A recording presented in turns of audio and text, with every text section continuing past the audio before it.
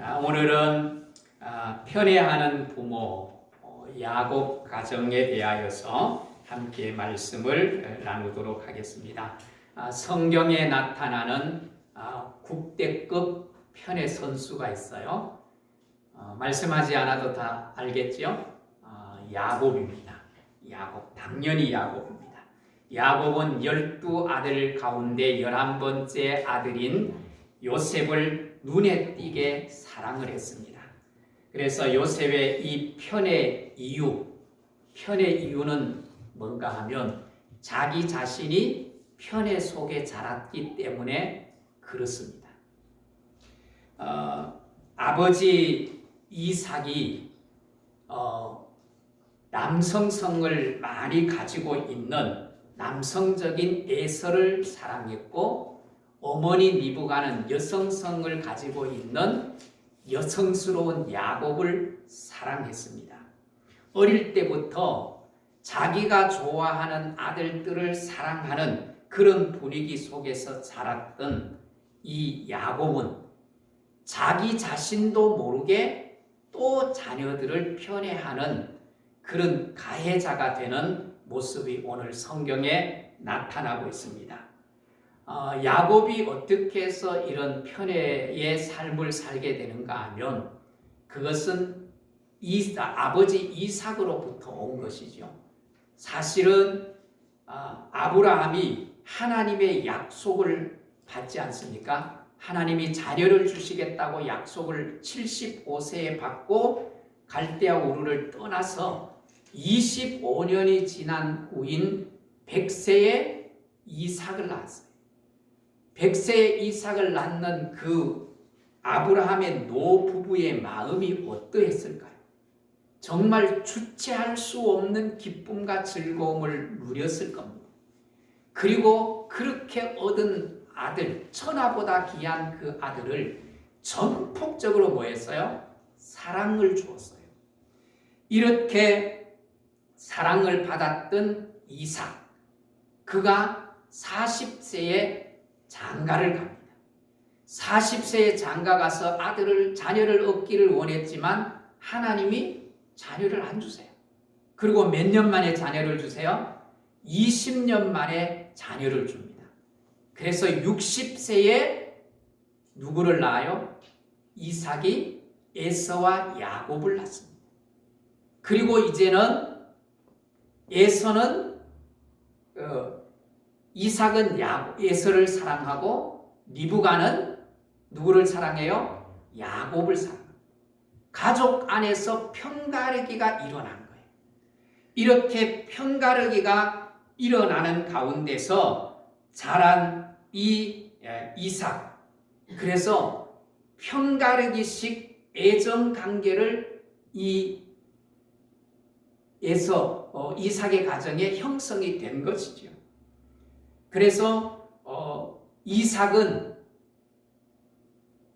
이제 가문을 이을 장자를, 그리고 리브가는 아버지로부터 사랑을 받지 못하고 외면을 당하고 있는 여성성을 가진 야곱을 사랑하게 된 것입니다. 이렇게 사랑을 받았던 야곱이 자기가 아버지가 되었을 때 또 어떻게 합니까? 편애하는 그런 모습들을 볼 수 있습니다. 그래서 이 에서는 야곱을 편애하게 되는데, 야곱이 12명, 야곱이 또 편애의 삶을 살지 않습니까? 야곱이 12아들 가운데 요셉을 유독이 사랑하는데 그 증거가 뭐예요? 채세봇입니다. 오늘 12절을 오늘 4절을 한번 보십시오. 3절입니다. 우리 3절을 우리 같이 한번 읽겠습니다. 시작. 요셉은 노년에 얻은 아들이므로 이스라엘이 여러 아들들보다 그를 더욱 더 사랑함으로 그를 위하여 무엇을 지었어요? 채세봇을 지어 입힙니다. 채세봇이 무엇이에요? 채세봇은 지금으로 말하면 명품 중에 명품입니다. 아무나 입을 수 없는 옷입니다. 그런데 야곱은 12 아들 가운데 유독 요셉에게만 이 채색옷을 지어 입힙니다. 이 채색옷을 지어 입히는 이것 하나만 보아도 요셉이 얼마나 이삭이 얼마나 죄송합니다. 아브라함부터 왔다 갔다 하니까 야곱이 이 요셉을 얼마나 사랑했는지를 알 수가 있어요. 정말 이 야곱은 요셉을 편애했어요. 그것도 확연하게 눈에 띄도록 편애하는 그런 모습을 볼 수가 있습니다. 오늘 이런 편애는 요셉으로 하여금 삐뚤어진 잘못된 성격을 형성하게 만듭니다. 사실은 야곱이 이 요셉을 편애하는 이유 또 하나가 있어요. 그것은 자기가 사랑하는 아내의 아들이기 때문에. 야곱은 몇 명의 아내가 있어요? 4명의 아내가 있는데 그 4명의 아내 가운데 라헬을 가장 사랑했습니다. 그래서 그 라헬을 얻기 위해서 외삼촌 집에서 몇 년 동안 봉사를 하지요? 14년을 봉사해요. 7년을 봉사해서 주겠다고 약속을 했는데 7년을 봉사했더니 속였어. 라헬을 준 것이 아니라 레아를 줘요. 그래서 다시 7년을 그 레아를 얻기 위해서 봉사했어요. 그걸 보면 야곱이 라헬을 얼마나 사랑했는지를 또한 알 수 있어요. 이렇게 자기가 사랑하는 아내가 낳은 아들을 유독이 사랑한 거예요. 그러니까 다른 10 아들, 그때는 아직도 베냐민이 나지 않았으니까 10 아들을 눈에 차지가 않는 거예요. 눈에 들어오지가 않는 거예요. 그래서 아버지로부터 사랑을 받지 못한 다른 형제들의 마음 속에는 상처가 매우 크고 더 나아가서 한을 가지고 살아간 거예요. 여러분, 이런 상처와 한은 사랑받지 못한 어머니들과 연결이 되어져 있는 거예요. 남편의 사랑을 받지 못한 아내들의 상처와 한이 고스란히 또 누구에게 대물림되는가 하면 자녀들에게 고스란히 대물림되는 거예요. 그래서 가정 안의 삶의 형태, 교육의 형태가 얼마나 무서운지를 우리는 알 수가 있습니다. 그런데 아버지가 유독 요셉만 사랑을 하니까 이 사랑을 받지 못하고 외면을 당했을 때 다른 형제들이 얼마나 고통스러웠을까요? 얼마나 힘들었을까요? 그 상처와 고통이 얼마나 컸는지 동생을 뭐하고 싶도록 미워해요? 죽이고 싶도록 미운 마음이 드는 거예요. 형들이 자기를 미워하는 거예요. 그래서 편애를 받지 못한 이 자녀들은 상처와 한을 가질 뿐만 아니라 동생을 죽이고 싶은 마음을 가지고 살아요. 그러면 편애를 받은 아버지의 사랑을 독차지했던 요셉은 정말 행복했겠죠? 그렇지 않습니다. 형들의 미움, 시기, 질투의 분위기 속에서 자라면서 요셉이 어찌 마음이 평안할 수가 있었겠습니까? 그래서 편애를 받는 사람이나 편애를 받지 못한 사람이나 모두가 고통을 당하는 삶을 살게 돼 있어요.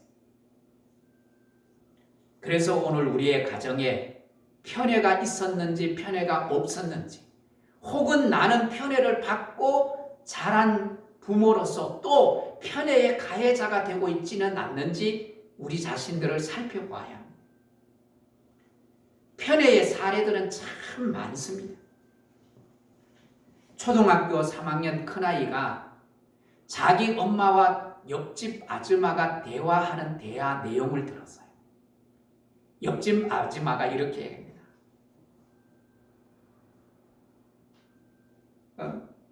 되게 큰 아들 참 보면 너무너무 부러워요. 얼마나 부지런하고 얼마나 착한지 나도 저런 자녀 하나 두었으면 너무너무 좋겠어요. 그렇게 칭찬을 했어요. 근데 그 말을 들은 엄마가 그래요? 그 큰애는요 덤벙대요. 작은 애가 오히려 더 부지런하고 더 착해요. 그래서 늘 저는 작은 애에게 더 마음이 가요. 작은 애가 더 마음이 들어요. 이렇게 대화하는 것을 큰애가 들은 거예요. 이 큰애가 들은 때에 그 마음이 어떻게 했을까요? 마음이 무너지는 거죠. 마음의 상처가 엄청 났을 거예요. 여러분 이렇게 편애는 무섭습니다. 부모의 사랑을 받으면 그 자녀는 자존감이 높아집니다.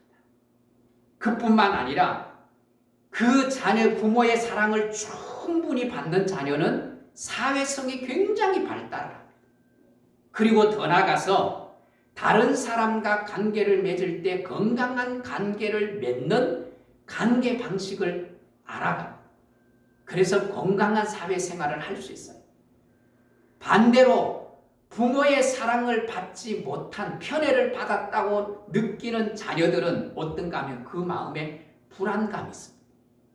그리고 자존감이 낮습니다. 그리고 우울증이 있습니다. 그래서 낮은 자존감과 우울증에 시달릴 확률이 매우 높아집니다. 이게 편애하는 부모로부터 받은 자녀들에게 나타나는 부작용이에요. 조금 전에 말씀을 드린 이 큰아이가 엄마가 자기를 향한 마음을 알게 됐잖아요. 그래서 그 엄마의 마음에 들기 위해서 막 열심히 노력하는 거예요. 엄청난 열심으로 노력하여서 어느 정도 덤벙대는 습관들은 해소가 되었어요. 그런데 자라면 자랄수록 키가 자라고 몸이 자라는데 또 안에서는 뭐가 자라는가 하면 자기 동생을 향한 적개심이 자라는 거예요. 그래서 커가면서 형제들이 갈등을 일으키고 성인이 되었을 때도 때로는 원수처럼 지나게 되는 경우들이 참 많다는 거예요. 이것이 편애의 무서움입니다. 그러면 여러분 편애의 원인과 편애의 증상은 어떤 것들이 있을까요? 여러분 10손가락을 깨물어서 뭐가 없대요? 안 아픈 손가락이 없다고 하잖아요. 그런데 사실은 부모님들은 마음이 더 가는 자녀가 있고 덜 가는 자녀가 있어요.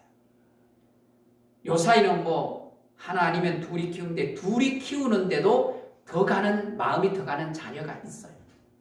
여러분은 없죠? 여러분 있어요, 없어요? 있으시면 솔직하신 분 한 분밖에 안 계시는 것 같아요. 저도 있어요. 저도 있어요. 저도 딸에게 훨씬 더 마음이 가 있는 걸 알아요. 제가 이건 무의식 중에 일어나는 것 때문에 몰라요. 그런데 어느 날 새벽 기도 갔다 와서 아이들을 축복할 때 나는 의식적으로 하지 않았기 때문에 몰랐어요. 그런데 어느 날 내가 축복을 하는데 항상 딸 먼저 하고 있는 거예요. 아들 보다가 딸 먼저 하는 거예요. 그때 의식을 했어요. 내가 딸에게 더 마음이 가 있다. 그때부터 의식을 하면서 축복할 때 반드시 먼저 난 아들 먼저 축복했어요. 이게 의식하지 않으면 무의식 가운데 늘 이 마음이 일어나게 되는 거예요. 그래서 여러분 남편과 갈등을 하게 될 때 아내가 남편의 성격을 닮고 남편을 닮은 아들을 뭐 하는 거예요? 괜히 미워하는 거예요. 이유 없이 미워하는 거예요. 또 자기가 사랑받지 못해서 자기 자신을 미워하는 사람은 자기를 닮은 자녀를 뭐예요?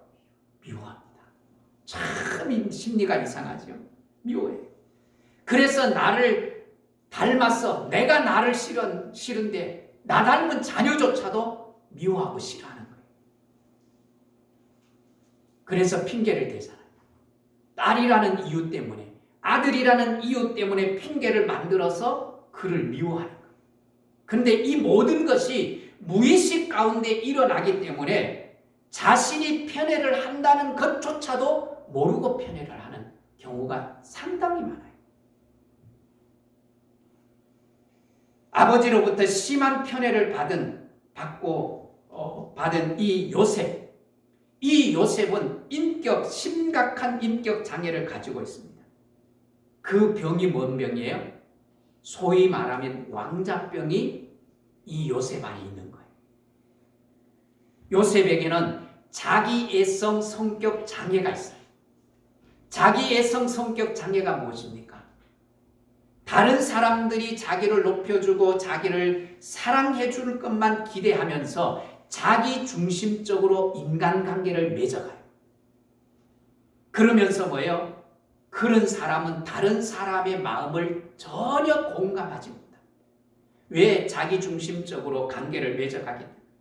그래서 자기는 어디를 가든지 특별 대우를 받아야 돼요. 누군가가 나를 미워하고 특별 대우를 해주지 않으면 그 속에서 자기도 모르는 분노가 막 치솟는 거예요. 이게 자기애성 인격 장애. 이런 장애를 가지고 요셉은 살아가는 거예요. 그래서 요셉은 사랑받지 못한 이 상처와 한을 가지고 있는 형제들의 마음을 읽어줘요? 못 읽어줘요? 전혀 읽어주지 못하는 거예요. 그래서 요셉이 꿈을 꿨는데 형제들이 자기에게 절하는 꿈을 꿨어요. 그 꿈 이야기를 형제들에게 하면 형제들이 어떤 마음이 들지 예상을 전혀 못하는 거예요. 그래서 꺼리낌 없이 형제들에게 뭐 하는 거예요? 그 꿈을 형님들 내가 꿈을 꿨는데 형님들이 내게 전하는 것을 2번 꿈꿨다고 얘기를 하는 거예요. 전혀 상대방의 마음을 공감하지 못하는 거예요. 이게 요셉이 가지고 있는 병든 마음이에요. 요셉은 이렇게 이기적인 자기 감정에만 충실했던 사람입니다. 여러분, 이렇게 편애는 함께 행복해지는 사랑의 관계를 결코 맺을 수가 없어요. 이 편애를 받은 사람은 이런 마음의 심리가 굳어집니다. 나는 훌륭한데 너는 아니야. 나는 사랑받을 만한 가치가 있는데 너는 아니야. 그런 심리가 그 안에 굳어지기 시작하는 거예요. 그래서 요셉은 아버지의 특별한 사랑을 받았기 때문에 사랑받지 못한 사람의 고통을 알까요? 모를까요?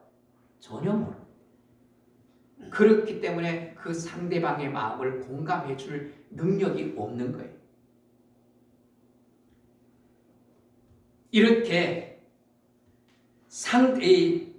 요셉은 아버지의 사랑을 독차지하고 싶은 병든 그런 마음이 그에게 있는 거예요. 죄성, 자기만 독차지하고 싶은 죄성의 본성이 요셉의 마음에 있어요. 이런 요셉을 하나님이 쓰려고 하시는데 이런 요셉을 하나님이 쓸 수 있어요? 없어요? 하나님이 쓸 수가 없어요. 그래서 하나님이 쓰시려고 어떻게 하시는가 하면 지금 요셉은 아버지 야곱과의 관계가 어떤 관계예요? 병든 관계를 맺고 있는 거예요. 병든 인간관계를 맺고 있는데 이 병든 인간관계를 맺고 있는 요셉을 아버지 야곱으로부터 뭐 해야 돼요? 떼어놔야 되는 거예요. 왜? 아버지도 심리적으로 건강하지 못하고 자신도 이 편애를 하고 있는지 없는지 모르기 때문에 공평하게 자녀에게 사랑을 줄 힘이 없는 거예요. 거기에 그냥 두면 요셉을 하나님이 쓸 수가 없어. 그래서 하나님이 요셉을 분리시킵니다. 사랑받는, 절대적인 사랑을 받는 자리에서 이제는 어느 자리로 옮겨놓으세요? 노예의 자리, 죄수의 자리를 옮겨놓고 그 길을 걷게 만드십니다. 그래서 최고로 사랑을 받은 자리에서 노예 생활을 하면서, 죄수 생활을 하면서 낮은 자의 삶의 경험을 하게 됩니다. 그런 경험을 하면서 병든 요셉의 마음이 치료받기 시작해요. 그러면서 다른 사람을 보기 시작합니다. 그 증거가 뭡니까? 요셉이 감옥에 들어갔어요. 요셉이 감옥에 들어갔는데 같은 죄수들의 얼굴빛을 보기만 해도 그가 힘들어하는지, 무엇이 고민인지 보이기 시작하는 거예요. 그래서 어느 날 같은 죄수로 있는 술 맡은 간원장과 떡 맡은 간원장을 보고 하루는 평일과 다르게 근심빛이 많은 거예요. 그래서 왜 오늘은 다른 날과 같이 얼굴에 근심이 그렇게 많습니까? 그런 죄수를 어떻게 해요? 위로하고 격려해주고 그 마음을 읽어주잖아요. 그리고 이제 하나님이 그런 요셉을 보면서 이제는 요셉을 써도 되겠다. 그래서 때가 되면 하나님께서 요셉을 높이셔서 뭐로 쓰십니까? 애굽의 총리 대신으로 쓰십니다. 그뿐만 아니라 하나님이 기회를 주셔서 그동안 원수처럼 지냈던, 자기를 죽이기 위해서 죽이지는 못하고 팔아버린 그 형들과 화해할 수 있는 기회를 하나님이 허락하신 거예요. 이때쯤에 요셉에게 놀라운 변화가 일어나요. 그 놀라운 변화가 뭡니까? 놀랍게 영적인 눈이 확 열리는 거예요. 그렇게 영적인 눈이 열려져서 자기 인생을 새롭게 해석할 수 있는 능력이 생긴 거예요. 그래서 이제 요셉이 자기 10형제, 그때는 베냐민까지 와 있으니까 11형제들이 자기 앞에 있는데 자기가 요셉임을 밝힙니다. 자기가 요셉임을 밝힐 때 이 형들의 마음이 어떠했을까요? 그냥 쿵 마음이 떨어지는 것 같은 경험을 했을 거예요. 얼마나 두려웠겠어요. 그럴 때 요셉이 뭐라고 말합니까? 형님들 나를 팔았다고 염려하지 마세요. 근심하지 마세요. 한탄하지 마세요. 형님들이 나를 판 것이 아니라 하나님이 우리의 가정을 먹여 살리기 위해서 하나님이 나를 먼저 이 땅에 뭐 하셨다? 보내셨다고 해석하면서 형님들을 위로하고 안심시킵니다. 이게 요셉의 변화되고 치료된 마음이에요. 여러분, 우리가 어떻게 하면 이 편애의 마음, 상처 입은 편애의 마음을 치료할 수 있을까? 여러분, 편애는 사랑받았던 사람과 사랑받지 못했던 모든 사람들, 또 편애를 준 부모까지 모든 가족들이 고통할 수밖에 없는 것이 편애의 사랑을 가지고 사는 가정. 그래서 여러분, 부모님들은 심리적으로 공평한 사랑을 주려고 애써야 합니다. 혹시 내 마음에 마음에 사랑이 가고 관심이 가는 자녀, 사랑스러운 자녀가 있다면 그 이유가 무엇인가를 찾아보려고 자기를 돌아보고 그 이유를 찾아내고 그 이유를 없애려고 노력해야 합니다. 인간은 누구나 자기를 좋아하는 사람을 편애하는 경향성을 가지고 있습니다. 저도 역시 마찬가지입니다.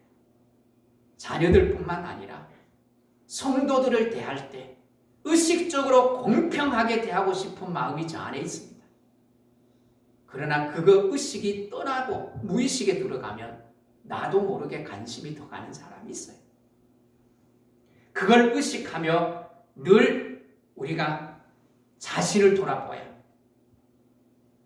그러므로 오늘 우리는 내가 편애했다면 그 편애한 것을 방어하려고 하고 또 회피하려고 하는 것이 아니라 그 사실을 자녀들에게 솔직하게 연약함을 고백하고 자녀들에게 용서를 구하는 게 건강한 부모입니다. 그리고 지금부터라도 내 자녀를 또는 내 손자, 손녀들을 공평하게 대하려고 하는, 그리고 그 자녀들을, 그 손자, 손녀들을 정말 하나하나 소중하게 여기는 마음을 가져야 합니다. 여러분, 자녀는 내 것이 아니라 하나님의 자녀입니다. 만약 여러분, 내가 다른 자녀들보다 부모로부터 더 사랑을 받았다고 하면 내 내면에 굳어져 있는 자기 애성 성격을 가지고 있는 사람일 가능성이 많습니다. 그렇기 때문에 나만 사랑받으려고 하는 마음이 내 안에 굉장히 강합니다. 그래서 더불어 사랑하고 더불어 행복해지고 싶은 마음보다가 나만 행복해지고 싶은 마음이 더 큽니다. 그래서 그 마음을 내려놓고 더불어 사랑하고 더불어 행복해지기를 원하는 그런 성숙한 마음을 받아들이는 게 굉장히 중요한 거예요. 또 내가 반대로 편애를 받아 사랑받지 못했다면 오늘 그런 마음이 내게 있다면 우리가 내 자신을 살펴보면서 내 안에 이 낮은 자존감, 또 열등감, 비교의식이 내 안에 있을 수 있습니다. 그런 마음이 내 안에 크다면 우리는 그것이 온전하지 못하고 건강하지 못한 부모로 왔다는 것을 인식하고 하나님의 사랑, 우리는 특별히 하나님의 사랑을 입은 자 아닙니까? 그 하나님의 사랑을 입은 자로 하나님의 사랑을 계속 묵상하면서 하나님의 사랑이 얼마나 큰가를 묵상해 가면서 그런 나의 마음을 하나님 앞에 드리고 그리고 하나님의 사랑의 충분함을 경험해야 합니다. 그럴 때 내 마음이 치료되고 그러면서 치료된 마음 속에 내 마음의 낮은 자존감이 높은 자존감을 갖게 되고 살아갈 힘이 없던 사람이 살아갈 힘을 회복하게 되는 거예요. 그 마음이 무슨 마음인가 하면 신적 자존감이라고 하는 거예요. 그런 신적 자존감을 회복해야만 우리가 건강한 삶을 살아갈 수 있다는 거예요.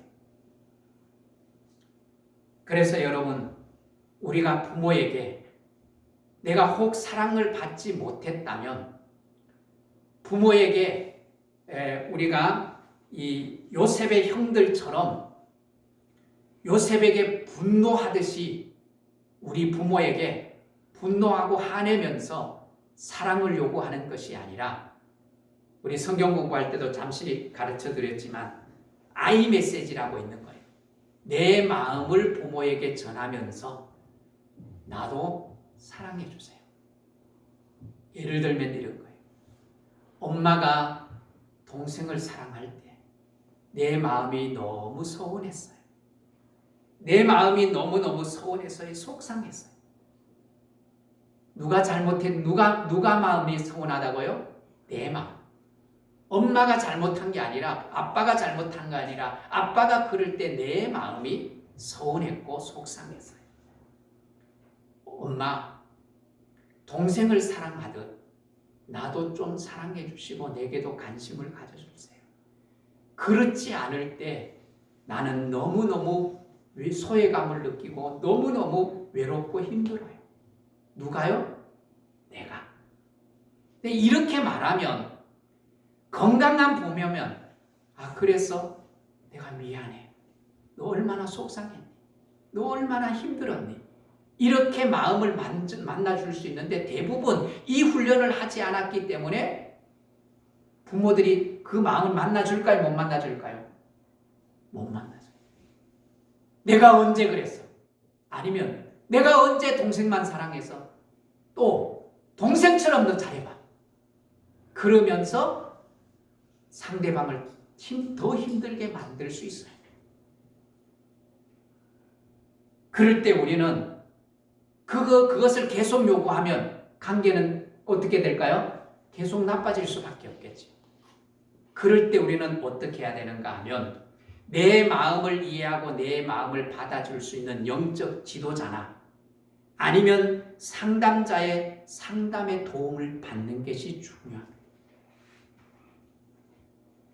내 마음을 이해해주고 내 마음을 만져주고 위로해줄 수 있을 때 그걸 내가 만날 때 내 마음이 치료될 수 있기 때문에 그런 상담자를 통해서 부모가 대신해 줄 수 없는 것을 상담자가 부모 역할을 대신해서 치료해 줄 수 있어요.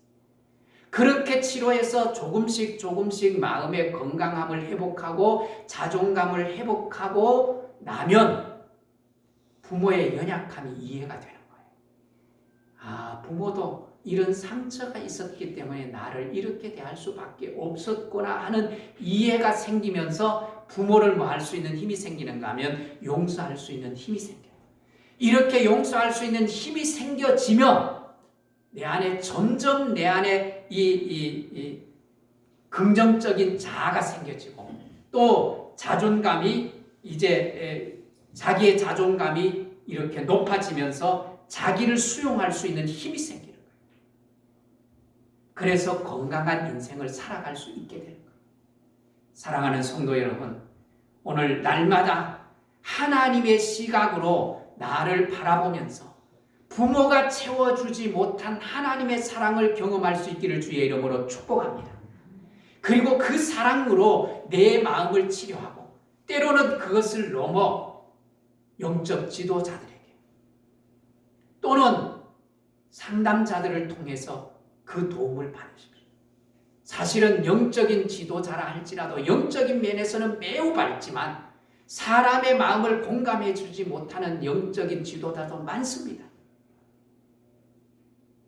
그래서 저한테 상담을 온 사람 가운데는 그래. 우리 목사님께 얘기하면요. 설교 시간에 다 얘기해 버려요. 그리고 제 마음을 만나주는 게 아니라 제 얘기를 하면 집사님 기도합시다 하고 끝내버려요. 여러분, 오늘 우리의 마음, 이 편애받았던 나의 마음이 있다면 또 내가 편애했던 사실이 있다면 회개하고 돌이키고 또 편애함으로 인하여서 받은 상처와 나의 한이 있다면 정말 하나님의 사랑으로 또 여러 가지 방법을 통해서 여러분의 삶이 회복되는 은혜가 있기를 주의 이름으로 축복합니다. 여러분의 삶이 회복되어질 때 여러분의 자녀들이, 여러분의 손자, 소녀들이 대물림되지 않는 건강한 회복 삶을 살아갈 수 있게 만드는 거예요. 오늘 그런 은혜가 여러분의 삶 가운데 있게 되기를 주의 이름으로 축복합니다.